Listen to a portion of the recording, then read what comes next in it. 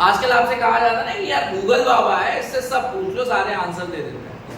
क्या है Google? Database है। क्या है? तो पहला परावर्तन क्या है शोध शब्द का? कि ये ज्ञान से संबंधित है। दूसरा क्या आया? कि ये जानने की प्रक्रिया से, ढूंढने की प्रक्रिया से संबंधित है। और तीसरा सबसे इंपॉर्टेंट, ये किसी ना किसी तरीके से आंकड़ों से संबंधित है। बोलो भाई, नहीं है ना?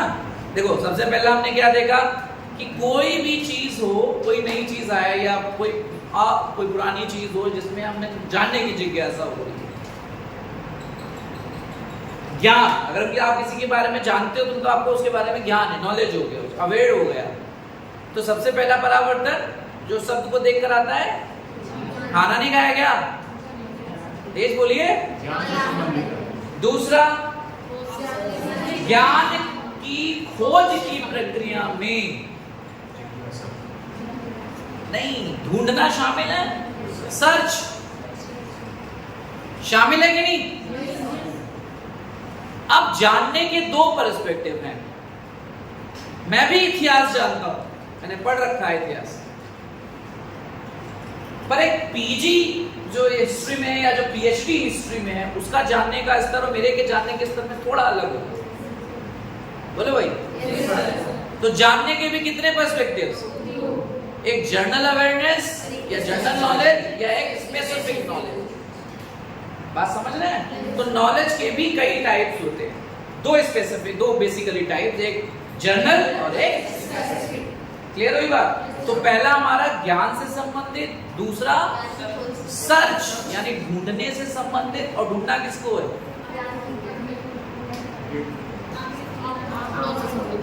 ढूंढना किसको है?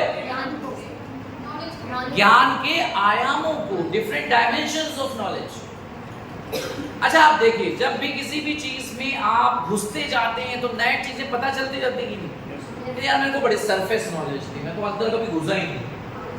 ऐसे सिमिलरली आप अपनी जिंदगी में भी ऐसा करते हैं, बहुत जल्दी आप किसी पर विश्वास कर लेते हैं, करते हैं, लेकिन समय के साथ साथ हो सकता है जो आदमी आपको पहले दिन बहुत खराब लगा हो, जब धीमे धीमे आप शुरू करते हो उसको जानना, पहचानना, घर वालों से मिलते हो, दोस्तों यारों से मिलते हो, तो नहीं आदमी यार ठीक, मैं तो उसको बहुत बुरा समझता। बोलो भाई। तो यानी कि कोई ड्यूरेशन शामिल है, कोई अवधि शामिल है। किसी को जानने के लिए एक समय की आवश्यकता है। बताओ भाई, ऐसा है या नहीं? ऐसा तो नहीं है कि भाई अब 6 महीने 7 महीने आपने किसी को जाना, समझा, और जो आपने पहले दिन परसेप्शन बनाया था वो दोनों तरफ जा सकता है। या तो परसेप्शन आपका अच्छा हो सकता है या उसके जस्ट अपोजिट खराब भी हो सकता है। हो सकता है धीमे धीमे जैसे 4-6 महीने वो अपना रंग दिखाना शुरू कर दे। अरे बोलो। पहले लोगों के पास चॉइसेस नहीं होती थी, अरेंज मैरिजेस होती थी, भैया जिसको कर दिया उसको कर दिया, निभाओ। अब तो पहले से ही सब सेटअप होता है, पहले से ही सब लोग एक दूसरे के बारे में जानते हैं, समझते हैं। बोलो भाई। और ये भी एक रिसर्च हुई है कि जो लव मैरिजेस है वो 99% फेल हो जाते हैं। क्या है? शोध। अब ये किसने किया होगा? सोचो भाई, किसी के मन में आया होगा भाई मैरिज के 2 टाइप होते हैं, एक लव मैरिज और एक अरेंज मैरिज। चलो इसमें जानने की कोशिश करते हैं कि कौन ज्यादा सफल है। ये जिज्ञासा मेरे मन में आई। अब मुझे क्या करना पड़ेगा? मुझे ऐसे परिवारों को ढूंढना पड़ेगा या ऐसे लोगों को ढूंढना पड़ेगा जिन्होंने लव मैरिज की हो या अरेंज मैरिज की हो। वो हमारे लिए क्या है? पॉपुलेशन है। क्या है?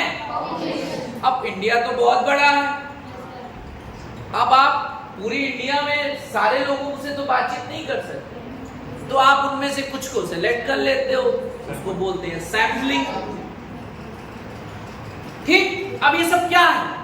ये केवल डाटा कलेक्शन की प्रोसीजर है। केवल आपको क्या चाहिए? आंकड़े चाहिए कि जिनके आधार पर आप कह सकें कि कौन सी मैरिज ज्यादा सक्सेसफुल है। बात समझ में आ रही है? अब उसमें अब आप लोगों को इंटरव्यू कर सकते हो, आप लोगों को ऑब्जेक्टिव टेस्ट कर सकते हो, एमसीक्यूज पूछ सकते हो, कोई स्केल बना सकते हो। ये सब क्या है? टूल्स है। किसके? Data collection. तो देखिए शोध की प्रक्रिया के ही सारे भाग हैं कि नहीं? आज सिंपल सा आपके पास एक क्वेश्चन था कि मुझे ये पता करना है कि भाई सिमिलरली मुझे पता करना हो कि गर्ल्स जो है वो मैथमेटिक्स में बहुत बुरी होती हैं। ये एजम्पशन है मेरा, क्या है? ऐसी मान्यता है मेरी कि मैंने मान लिया कि लड़कियां जो हैं वो मैथमेटिक्स में बहुत गंदी होती हैं। सिमिलरली लड़के आर्ट्स में बहुत गंदे होते हैं, ड्राइंग में बहुत गंदे होते हैं। चलो मैंने ये एजम्पशन मान लिया, लेकिन ये पुष्टि भी तो करनी पड़ेगी। ऐसे थोड़ी कह दिया कि लड़कियां बहुत गंदी होती हैं मैथ्स में।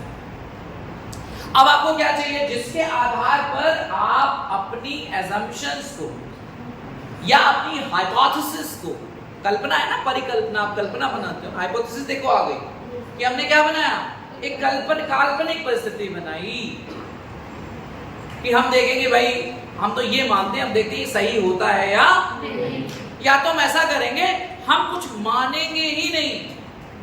ना लड़कियां मैथ्स में अच्छी होती हैं और ना लड़के ड्राइंग में अच्छे होते हैं। हम कुछ नहीं मानेंगे, हम ये न्यूट्रल रहेंगे। इसको बोलते हैं नल हाइपोथेसिस।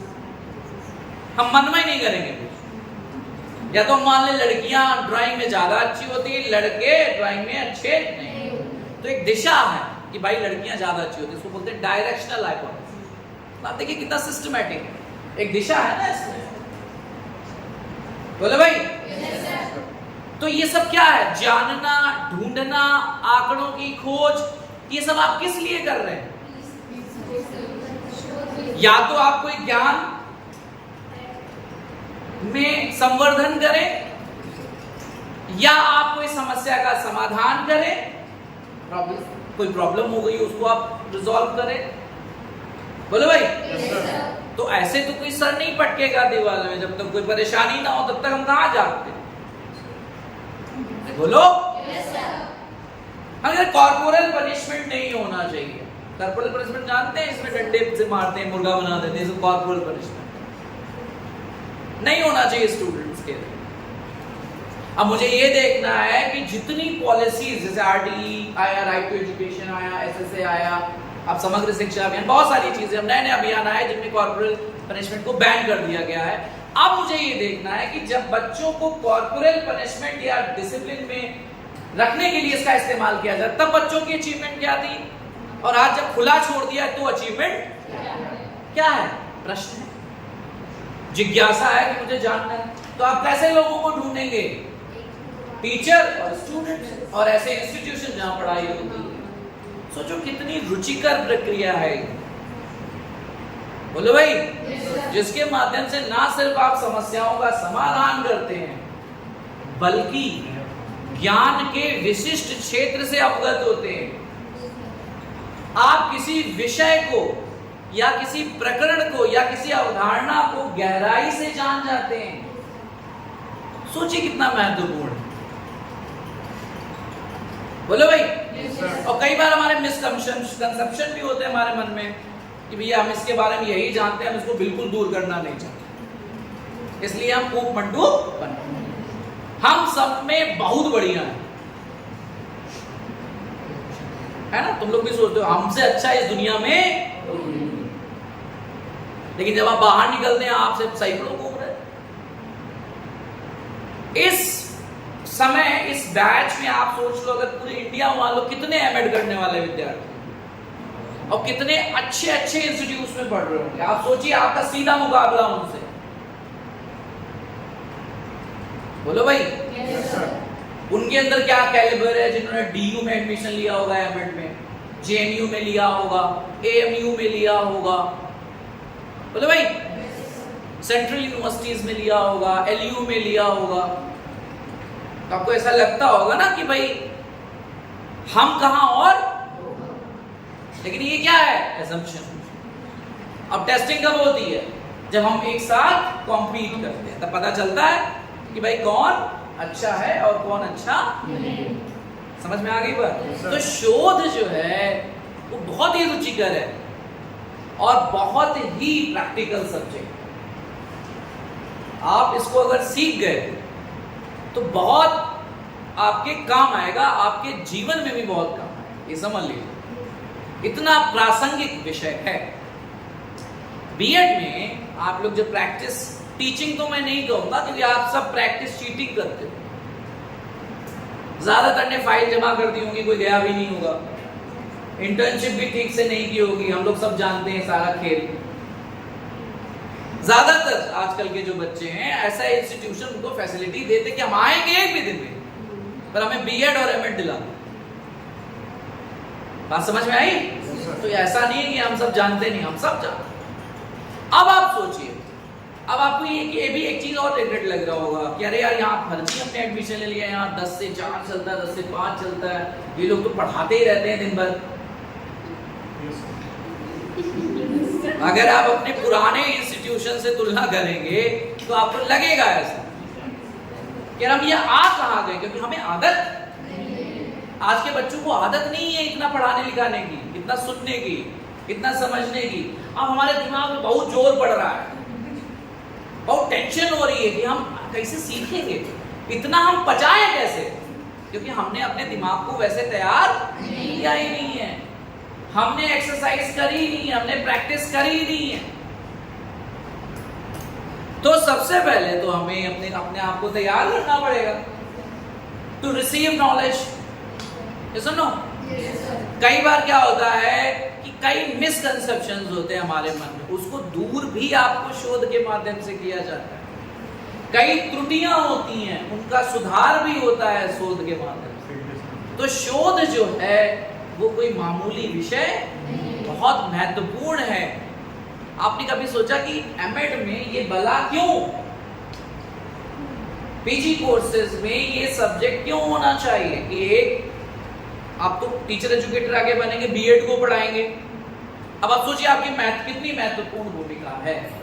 कल आप प्रोस्पेक्टिव टीचर थे, मतलब बीएड कर रहे थे, तब आपको टीचर एजुकेटर पढ़ा रहे थे हम लोग।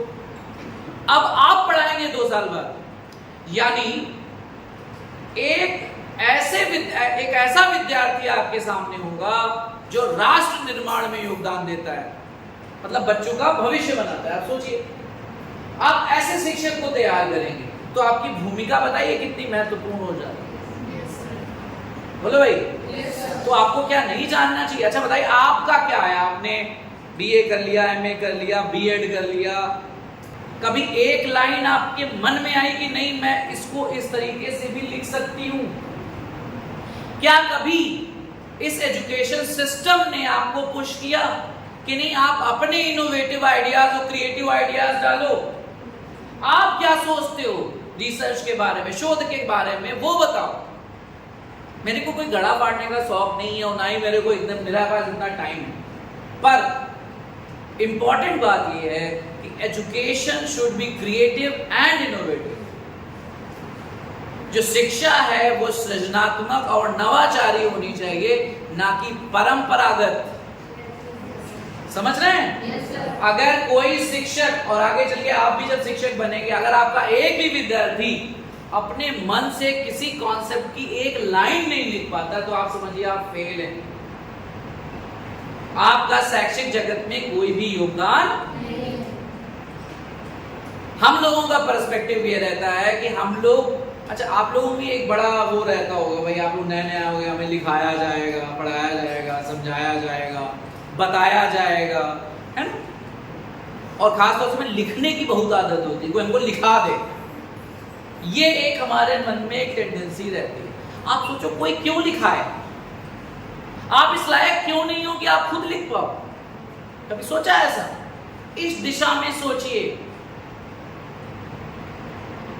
आप कभी भी अपने आप को देखिए कि आप हमेशा किताबों की बातें एग्जाम में लिखते आए हैं। कभी आप सोचिए कि यार ये हमेशा यही क्यों होता है? फिलॉसफी का मतलब यही क्यों है? कभी आपने रैशनैलिटी या क्वेश्चन मार्क लगाया? नहीं लगाया। क्यों? क्योंकि हमें तो बस पास होना है। बोलो भाई, यही मन में होता है, हमें तो बस पास होना है। अब आप ये सोचो कि पास होने की कैटेगरी में, जैसे मैंने आपको एग्जांपल दिया था, आपके बैच के साथ कम से कम नहीं तो कम 10,000 स्टूडेंट इस समय पूरे इंडिया में एमएड कर रहा होगा, सीटें कम होती 10,000 मान लेते। अब आप ये सोचो 10,000 लोग एमएड कर रहे हैं, आप कैसे अपना एग्जिस्टेंस, क्योंकि वो सब भी एबीसीडी वही सब किताबें से पढ़ रहे हैं, लिख रहे हैं, आप कैसे साबित करोगे कि आप दूसरों से अलग हो? कैसे साबित? जब तक कि आपके पास अपने इनोवेटिव और क्रिएटिव आइडियाज नहीं होंगे। लोग आपको क्यों सुने? जैसे टीचर्स में कई बार कैटेगराइजेशन होता है ना, आपको किसी टीचर की अच्छी लगती होगी क्लास, किसी की बोरिंग लगती होगी, किसी मुंह ही बना लेते हैं, अब ये आ गए बताएंगे पकाएंगे, ऐसा लगता है, हमें भी लगता है।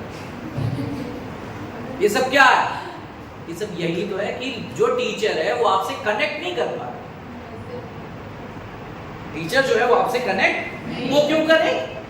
क्योंकि आप भी वैसे तो आपको कुछ पूछना बताना तो है नहीं, जो पढ़ा, मतलब आप सोचो कि कितने मरघल्ले हो तुम।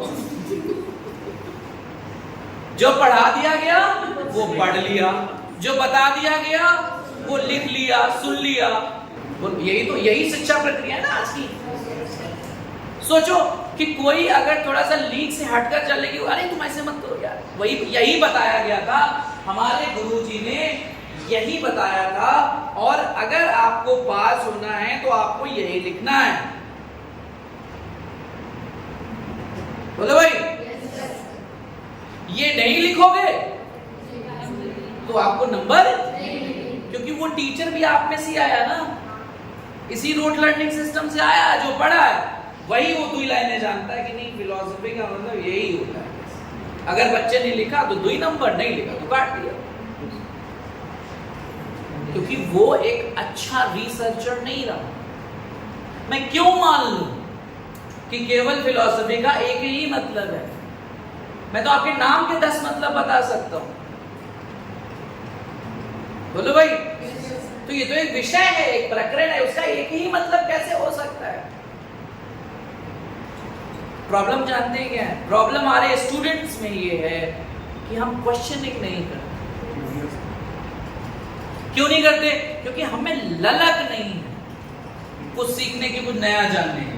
हम चाहते हैं कि भाई वही ट्रेडिशनल चीजें चलती रहे, वही 4 किताबें हम पढ़ लें, और किताबें भी नहीं, अब तो वो चलता है, वो चौपतियां जो आती हैं वो खरीद लो और वही क्वेश्चन आंसर रट लो और पास हो। तो मैं तो आपको यहाँ साफ कह दूं कि अगर उन चौपतियों के सहारे रहोगे, एक शब्द ना लिख पाओगे मेरे पेपर, और उसके आसानी से दर्शन अभी मिड सेमेस्टर में होंगे। समझ गए? तो अब चौपतियां कैसे लिखी गई? चौपतियां भी लिखने वाला कोई अध्यापक होगा, वो भी 2 किताबें उठाया, 4 किताबें उठाया, मिलाया, लिख दिया, और क्वेश्चन आंसर बनाया। हमें क्वेश्चन आंसर पढ़ने में बड़ा मजा आता है।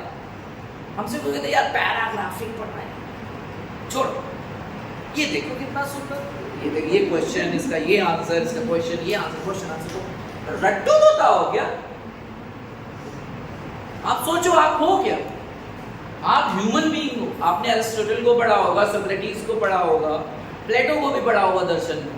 तो क्या कहते हैं कि मनुष्य और पशु में सिर्फ एक ही अंतर है, वो है ज्ञान का, और आप वो मिटा रहे हो।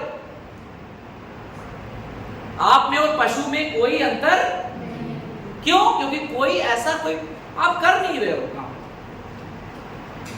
और ज्ञान जो होता है वो बहुत विचलनशीलता होती है, उसमें समय के साथ वो बदलता जाता है। अगर आप नहीं बदले तो दूसरे बहुत आगे निकल जाएंगे।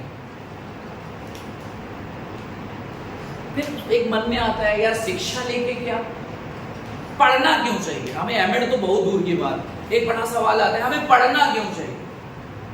पढ़ाई लिखाई में नौकरी तो मिलती नहीं, बीए एमए करे, पीएचडी करे, घूम रहे, नौकरी मिल नहीं रही, तो पढ़ना क्यों चाहिए? बड़ा इंपॉर्टेंट सवाल है। आजकल के रूरल स्कूल्स में, ग्रामीण विद्यालयों में, जहां पर जो अभिभावक होते हैं उनकी जो आर्थिक स्थिति होती है वो ठीक नहीं होती, तो उनका जो बच्चा होता है उनकी आर्थिक स्थिति में कंट्रीब्यूट करने के लिए उनके साथ काम करता है। जनरली हमारे अध्यापक साथियों को ये फेस करनी पड़ती है सिचुएशन, करनी पड़ती है ना। कहते बच्चा ढूंढ के लाओ, तो सरकार ने लगा दिया हर घर जाओ और बच्चा ढूंढ के लाओ। जिस दिन बैग बंटने होते हैं, मिड डे मील मिलता है, तो कवाई आप भी जाए, वो आकर्षण है। मिड डे मील का के पिक्चर लेके, बैग लेके पिक्चर लेके, किताब जिस दिन बंटने उस दिन आ गए। या कोई अधिकारी आ गया तो अध्यापक ने 50 बच्चे इकट्ठा करके दिखा दिए। आप सोचो कि एजुकेशन किस तरफ जा रही है। किसी को पढ़ने लिखने की नहीं पड़ी।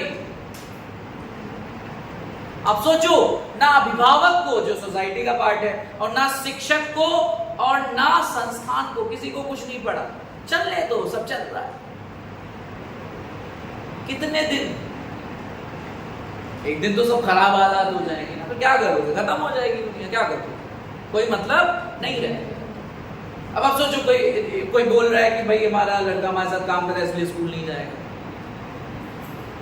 हमारे साथ खेतों में काम करता है, हमारे साथ दुकान पे बैठता है इसलिए स्कूल नहीं जाएगा। ऐसे आपको परेशानी दिखेंगी। एक एग्जाम्पल बहुत बढ़िया आपको देता हूँ। एपीजे अब्दुल कलाम को आप सब जानते, वो भी घर के बहुत गरीब थे, बहुत गरीब। सोचो, उनके माता पिता ने अगर सोचा होता कि नहीं तुम खेतों में काम करो, पढ़ो लिखो नहीं, सोचो आप, तो क्या हमें मिसाइल मैन मिल पाते? टेक्नोलॉजी में इतना एडवांसमेंट हो जाता है कि सोचो, अमेरिका हमसे डरता था पोखरण का परीक्षण हुआ था। सोचो आप, हम ही से तो निकलेंगे।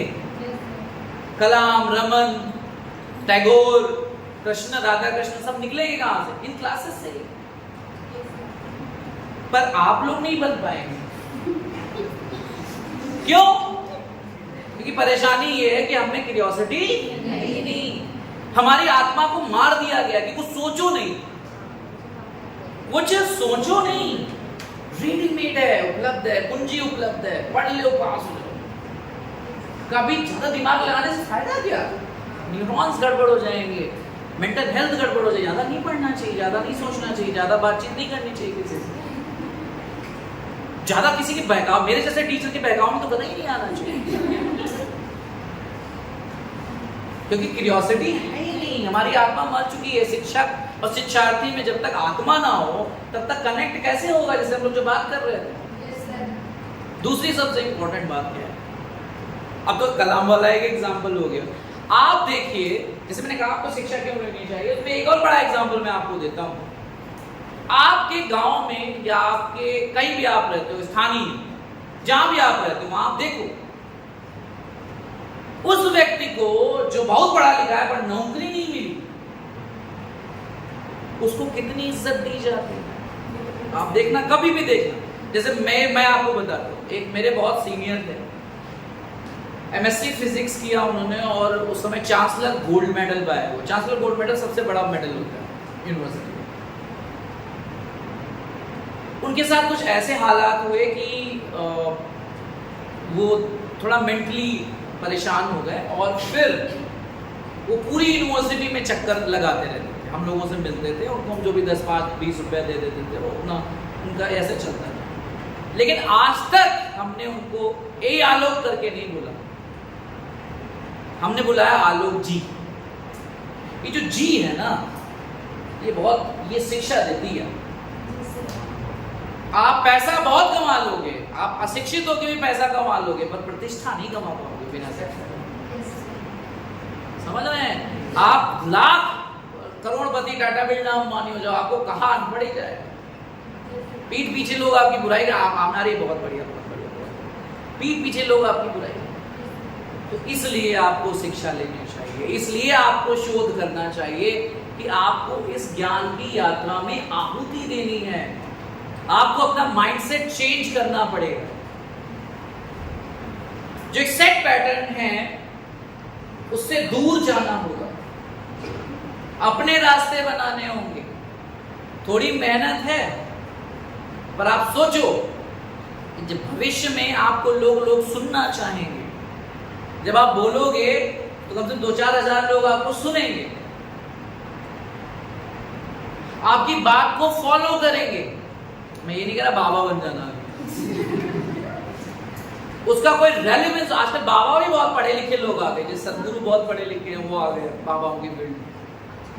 ऐसे मैं आपको कई सारे नाम बता सकता हूं जो पढ़े लिखे लोग बाबा वाली फील्ड में आ रहे हैं।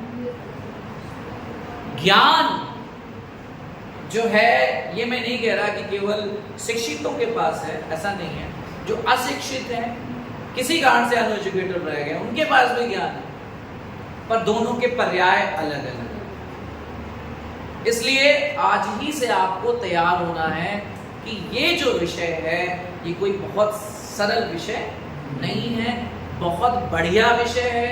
और ये विषय दूसरे सब्जेक्ट से इसलिए भिन्नता रखता है क्योंकि ये उन्हीं विषयों के ज्ञान में संवर्धन करता है। अब सोचो, अगर आप फिलॉसफिकल फाउंडेशन ऑफ एजुकेशन पढ़ रहे हैं और आप फिलॉसफी में कोई ज्ञान संवर्धित करना चाहते हैं तो उसकी प्रोसेस हो गई फिलॉसॉफिकल रिसर्च, दार्शनिक अनुसंधान, कि आप शोध कर रहे हैं किस क्षेत्र में, दर्शन के क्षेत्र। सपोज बहुत सारे आपको साइकोलॉजिकल प्रिंसिपल्स इंडियन सर्कमस्टेंसेस के हिसाब से रेलेवेंट नहीं लगते, आप चाहते नहीं इनके प्रिंसिपल्स को कुछ और होना चाहिए, अमेंडमेंट होना चाहिए, एडवांसमेंट होना चाहिए, तो आप साइकोलॉजी के फील्ड में शोध करते हैं, उसमें कंट्रीब्यूट करना चाहते हैं, तो हो गया साइकोलॉजिकल रिसर्च। ऐसे ही सोशियोलॉजिकल रिसर्च या सोशल रिसर्च। बोले भाई, यानी शोध तो एक ही है, क्या है, केवल प्रक्रिया। लेकिन ये जब दूसरों के साथ जुड़ती है तो इसके मायने क्यों? क्योंकि ऑब्जेक्टिव बदल जाता है। अगर हम दर्शन की फील्ड में काम करना चाहते हैं, उसका ज्ञान संवर्धन करना चाहते हैं, उसकी प्रॉब्लम्स का सॉल्यूशन ढूंढना चाहते हैं, तो उसके मायने बदल गए ना। साइकोलॉजी में आप करना चाहते हैं, साइकोलॉजी। अभी आप डिसर्टेशन करेंगे आगे अपने सेमेस्टर्स में, जो भी सुपरवाइजर आपको अलॉट होगा सबसे पहले पूछेगा, यार तुम्हारा ग्रेजुएशन का या पीजी का सब्जेक्ट बताओ क्या है, तुम्हारी फील्ड क्या है, या चलो पीजी नहीं हो तो पूछेगा कि ये बताओ कि बीएड में सबसे अच्छा फाउंडेशन सब्जेक्ट कौन सा लगता है। अच्छा ये भी नहीं आता, चलो छोड़ो। अच्छा ये बताओ 3 लेवल्स हैं एजुकेशन के, प्राइमरी, सेकेंडरी और हायर, इनमें से किसमें लगता है कि बहुत ज्यादा वो है आपके पास अपॉर्चुनिटीज हैं, इनमें से आप किन को आप लेना चाहते हैं, किसको अपना एरिया बनाना चाहते हैं? ये पहला सवाल होगा आपका जब डिसर्टेशन करें। समझ गए? तो अभी मैंने आपको इतने सारे उदाहरण बताए, तो एक बात तो तय है कि ये थोड़ी सी मेहनत मांगता है, लेकिन याद रखिए जब आप परिश्रम करेंगे तब आप उतना ज्यादा स्ट्रॉन्ग बनेंगे, उतना ज्यादा मजबूत बनेंगे, और आपका अपना कुछ कहने का होगा। आज से आदत डालिए कि आप अपना लिखेंगे। हमेशा हम लोग पूछते हैं what do you understand by this such particular term. आप what do you understand by नहीं लिखते, आप लिखते दूसरे क्या सोचते हैं वो लिखते हैं। लिखना क्या चाहिए, आप क्या सोचते हैं। मैं पूछूं what do you understand by the term research, तो आप क्या सोचते हैं वो लिखना है। आप ये किस तरह से हमारे लिए लाभप्रद है वो लिखना है। आप दैनिक जीवन में किस तरीके से उपयोगी है वो लिखना है। आप किन किन एरियाज में ये फंक्शन करता है वो लिखना है। आप सोचिए, अब आपको ये जो हम लोगों ने अभी बातचीत करी, अगर मैं कहूं आपको लिखना है तो आपको क्या किसी किताब की जरूरत पड़ेगी? क्योंकि हमने सीखा है, और अगर हमने सीख लिया एक बार तो हम अपनी आसानी से अपने आप लिख सकते हैं। लेकिन अगर आपने सीखा नहीं तो आप लिख नहीं पाएंगे। मेरी बात समझे आपकी नहीं? तो आज से हम लोग एक प्रॉमिस करेंगे कि हम सीखने की कोशिश करेंगे। समझ रहे हैं? और शब्दों जो भी लिखेंगे वो हम अपने शब्दों में लिखेंगे, क्योंकि हमने बहुत पढ़ लिया, हमारा बहुत प्रीवियस नॉलेज है, हमारे पास बहुत सारी टेक्स्ट बुक्स हैं, रेफरेंस बुक्स हैं, उससे हमने पढ़ा है और हम पढ़ते रहेंगे। आइडिया लेंगे, पर हम आइडिया लेंगे, इंसेप्शन लेंगे, पर हम आइडिया सिर्फ अपने लेंगे। समझ गए? तब वो आप अथॉरिटेटिव ढंग से कह सकते हैं ये कंटेंट मेरा है, ये मेरी ओरिजिनल थॉट। सोचो कितना अच्छा लगता होगा ना, ये मेरी ओरिजिनल लाइन है, ऐसे बोलते हैं ना। बोलो भाई, फेसबुक में भी 2 लाइनें आ रही है, मैंने लिखा है, अच्छा लगता है, अच्छा एहसास होता है। आप आज एनालाइज करो कि आज तक की आपकी इस ऐच्छिक यात्रा में कितनी लाइनें आपने अपनी लिखी। कोई ऐसा कॉन्सेप्ट आपने कभी डिस्क्राइब किया जो आपने अपने मन से किया? सोचो, आप दिमाग लगाओ, आपको बमुश्किल 1, 2, 4, 5 लाइन के अलावा और नहीं मिले, क्योंकि गलती हम सब की है। आजकल का जो एजुकेशन सिस्टम है, इसको बनाने में हम सब equally responsible and we have to think about it seriously. समझ रहे हैं? अब मैं ये नहीं कह रहा यहाँ जाके तुम आगे गांधी बन जाओ, आंदोलन कर दो, नहीं। शुरुआत करनी है अपने आप से, अपने आप को परिवर्तित करके। अच्छा पढ़ोगे लिखोगे तो रैशनल और लॉजिकल बनोगे। एक लॉजिकल आदमी की बहुत कद्र होती है, जिसके पास अच्छी रीजनिंग है, और रीजनिंग क्वेश्चनिंग से आती है, समझ गए? और क्वेश्चनिंग तब आएगी जब क्यूरियोसिटी होगी, और क्यूरियोसिटी मैंने आपको पहले बताया, curiosity is the first letter of the reason. चलो, थैंक यू।